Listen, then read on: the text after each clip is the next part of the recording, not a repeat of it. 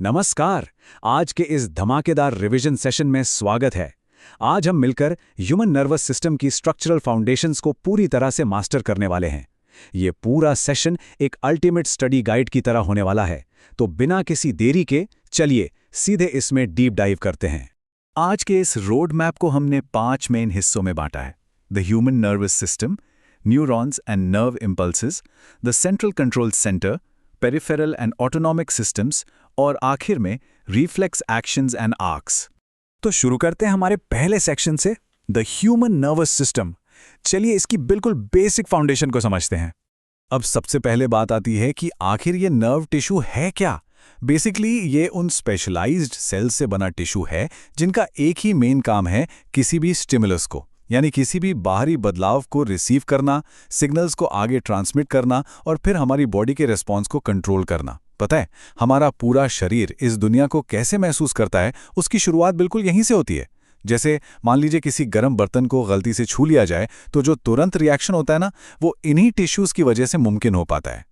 और हाँ, इन्हीं नर्व टिश्यूज की जो सबसे छोटी, बिल्कुल माइक्रोस्कोपिक यूनिट होती है, उसे हम न्यूरॉन या नर्व सेल कहते हैं। ये हमारे नर्वस सिस्टम के स्ट्रक्चरल और फंक्शनल बिल्डिंग ब्लॉक्स हैं। इसको ऐसे समझिए जैसे एक बहुत बड़ी बिल्डिंग ईंटों से बनती है ना, बिल्कुल वैसे ही हमारा ये पूरा का पूरा नर्वस सिस्टम इन्हीं छोटे छोटे न्यूरॉन से मिलकर बना है।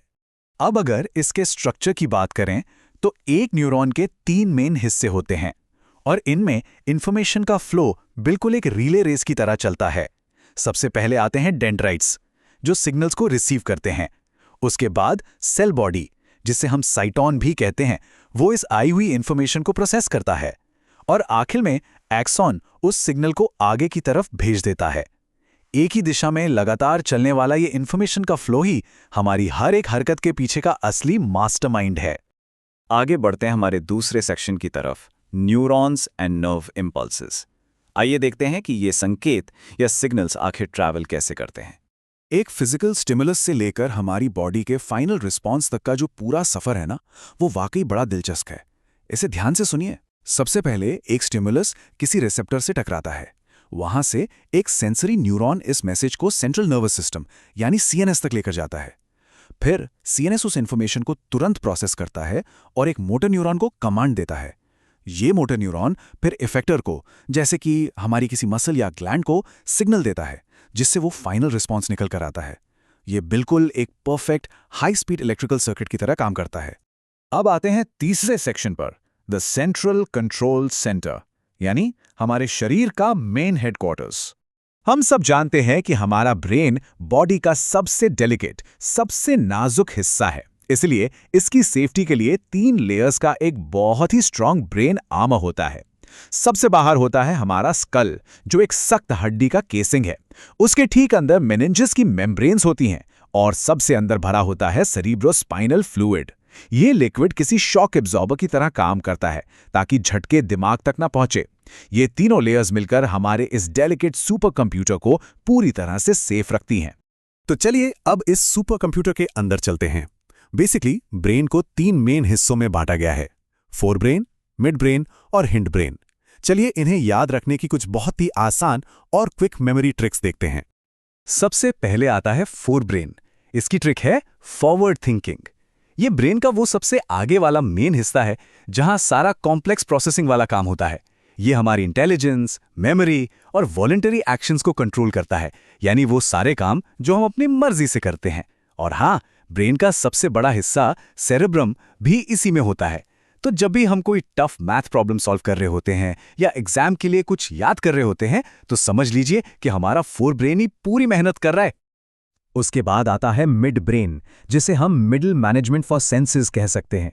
ये मेनली हमारी आंखों और कानों के रिफ्लेक्सेस को संभालता है। सोच कर देखिए, अगर अचानक हमारे पीछे कोई बहुत जोर का धमाका हो तो हमारा सर बिना सोचे तुरंत उस आवाज की तरफ घूम जाता है, राइट?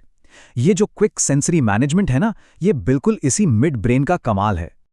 और ब्रेन का तीसरा और आखिरी हिस्सा है हिंड ब्रेन, जिसकी मेमोरी ट्रिक हमने रखी है हिडन बैकग्राउंड टास्क्स। पता है क्यों?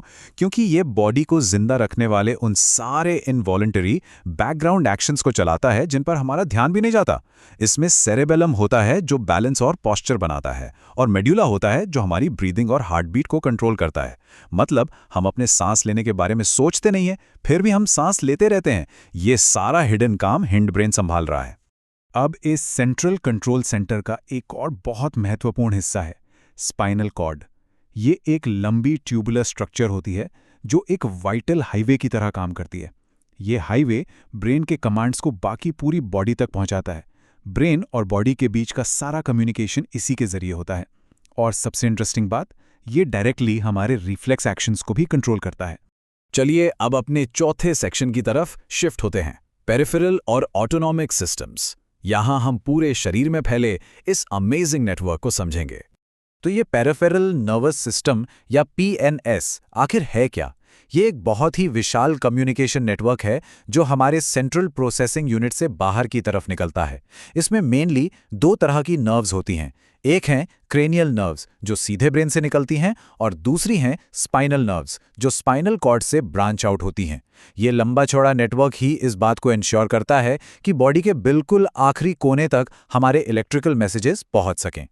उसी नेटवर्क का एक हिस्सा है हमारा ऑटोनॉमिक सिस्टम जो इनवॉलंटरी एक्शंस को कंट्रोल करता है।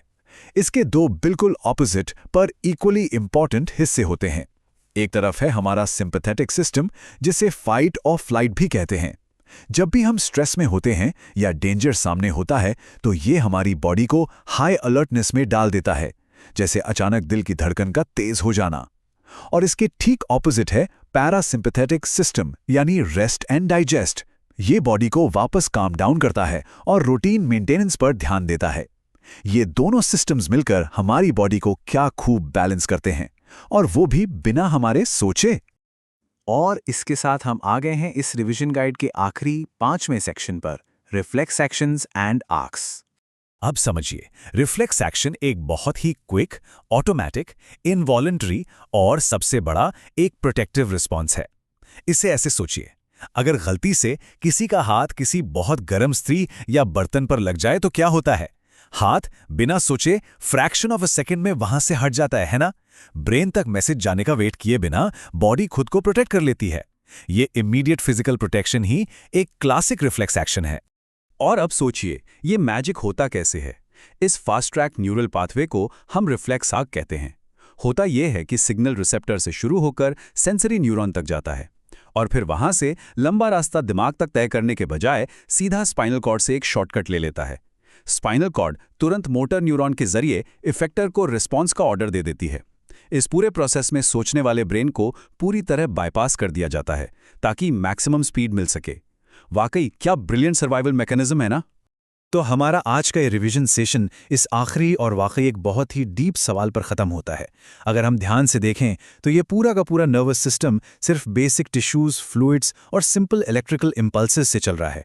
तो फिर इन बेसिक बायोलॉजिकल पार्ट्स से एक इंसान की इतनी कॉम्प्लेक्स कॉन्शियसनेस, हमारी इंटेलिजेंस और इतनी गहरी मेमोरीज आखिर बनती कैसे हैं? ये पूरे बायोलॉजी का एक ऐसा गहरा राज है जो आज भी दुनिया के बड़े बड़े न्यूरोसाइंटिस्ट को सोचने पर मजबूर कर देता है। इस बारे में ज़रूर सोचिए, और हाँ, न्यूरोसाइंस के इस अमेजिंग टॉपिक को आगे भी एक्सप्लोर करते रहिए। आज के इस एक्सप्लेनर में जुड़ने के लिए बहुत बहुत शुक्रिया। Keep learning.